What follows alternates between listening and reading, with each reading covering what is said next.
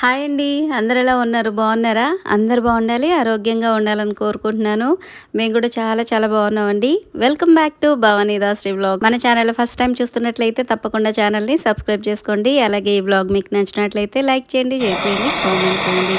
మీరు లైక్ చేయడం అయితే అస్సలు మర్చిపోవద్దండి. మీరు లైక్ చేయడం వల్ల మన వీడియో అనేది ఇంకొంతమందికి రికమెండ్ అవుతుంది. సో డెఫినెట్గా లైక్ చేస్తారని అనుకుంటున్నాను. నేనైతే మన ఛానల్లో వీడియో అప్లోడ్ చేసి చాలా రోజులు అవుతుందండి. దగ్గర దగ్గర ఒక 1 వీక్ అయితే అవుతుంది. సో ఇక ఈరోజు నైట్ పరిస్థితిలో వీడియో అప్లోడ్ చేయాలి అని చెప్పి ఒక చిన్న బ్లాగ్తో అయితే మేము ముందుకు వచ్చేసాను. ఈరోజు బ్లాగ్లో నేను స్టిచ్ చేసిన ఒక డ్రెస్సు అలాగే బ్లౌజ్ అయితే మీకు చూపించబోతున్నాను. అలాగే ఈ మార్నింగ్ రొటీన్ కూడా మీకు చూపిస్తున్నాను అనమాట.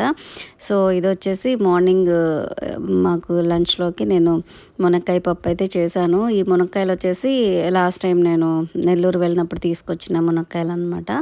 సో పప్పు మునక్కాయ చేశాను, చాలా బాగుండింది టేస్ట్ అయితే. దానిలో కాంబినేషన్గా నేను ఆమ్లెట్ అయితే వేశాను.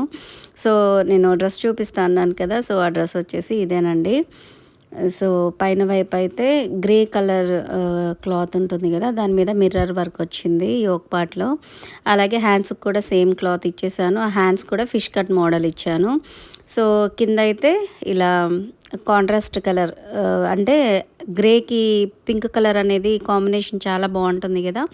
సో అందుకని చెప్పి నేను ఇక్కడ జిగ్జాగ్ చేసిన థ్రెడ్ అయితే నేను పింక్ కలర్ అయితే ఇచ్చేసాను. అంటే దీని మీదకి దుపట్టా అలాగే ప్యాంటు, అంటే అది లెగ్గిన్ అవ్వచ్చు, లేదంటే నార్మల్ ఇప్పుడు షరారా ప్యాంట్స్ వస్తున్నాయి కదా. సో ఏది వేసుకున్నా కూడా అది పింక్ కలర్ కాంబినేషన్ ఉండేలాగా నేను పింక్ కలర్ థ్రెడ్ తోటి కాంట్రాస్ట్గా అలా జిగ్జాగ్ చేశాను.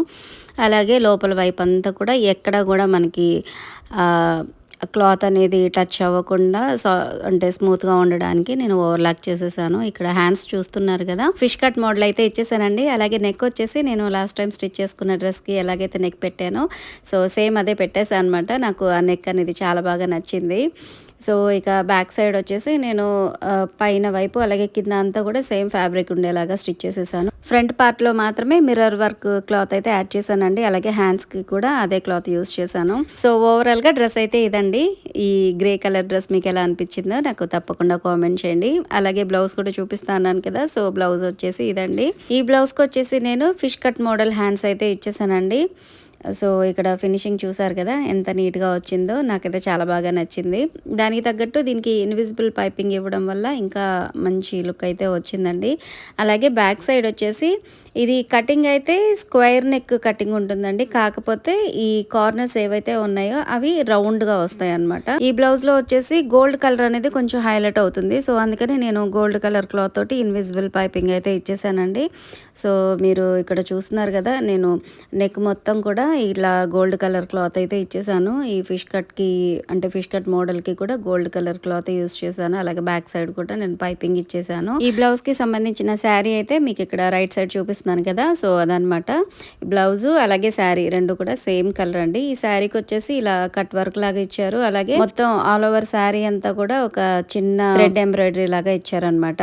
స్టిచ్చింగ్ వర్క్ అయిపోయిన తర్వాత ఇక్కడ నేను మునగాకు తోటి కారపొడి చేద్దామని చెప్పి మునగాకు అలాగే కరివేపాకు ఈ రెండు కూడా నీట్గా సాల్ట్ వాటర్లో వాష్ చేసేసి వాటిని నీడకి ఇలా ఆరపెట్టేశానండి. సో చూసారు కదా, చక్కగా నీట్గా అసలు తడి అనేది లేకుండా ఫ్యాన్ గాలికి చక్కగా ఆరిపోయింది.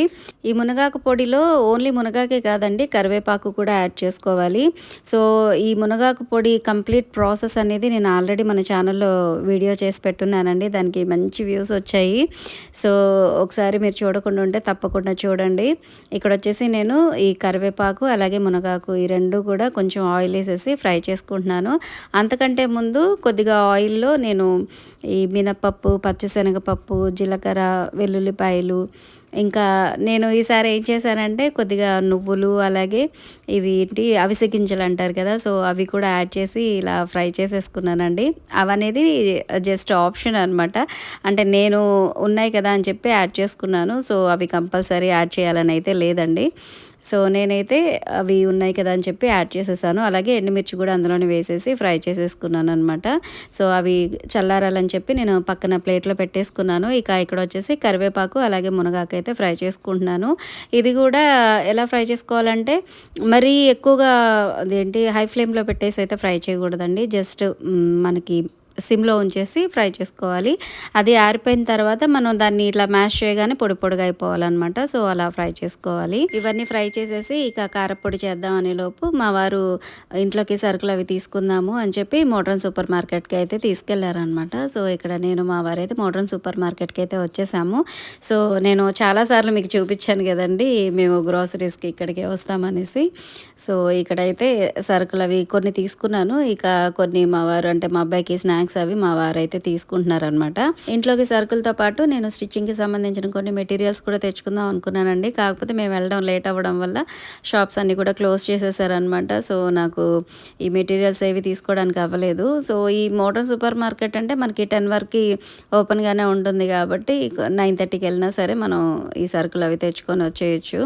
ఇక అవంతా కంప్లీట్ అయిపోయిన తర్వాత ఇంటికి వద్దాం అనుకున్న టైంకి ఫుల్ రైన్ అనమాట. సో అసలు బయటకి అడుగు పెట్టడానికి లేదనమాట. సో ఇక వాన తగ్గిన తర్వాతే ఇంటికైతే వచ్చేసాము.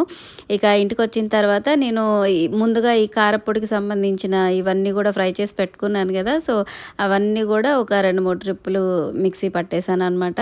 సో మరీ ఫైన్ పౌడర్గా అయితే చేసుకోకూడదండి, కొంచెం బరకగా ఉండేలాగే చేసుకోవాలి. ఈ కారపొడి అనేది రైస్లోకి బాగుంటుంది, అలాగే టిఫిన్స్లో కూడా చాలా బాగుంటుంది, అలాగే అన్నిటికంటే ముఖ్యంగా మన ఆరోగ్యానికి చాలా చాలా మంచిదండి. అలాగే ఇందులో ఉప్పు కారం అనేది మీ టేస్ట్ని బట్టి అడ్జస్ట్ చేసుకోండి. నేనైతే కొంచెం లైట్గానే వేసానండి, ఎందుకంటే ఆ మునగాకు ఫ్లేవర్ అనేది ఎక్కువగా ఉండాలనేసి నేను స్పైసీ అనేది కొంచెం తగ్గించేశాను.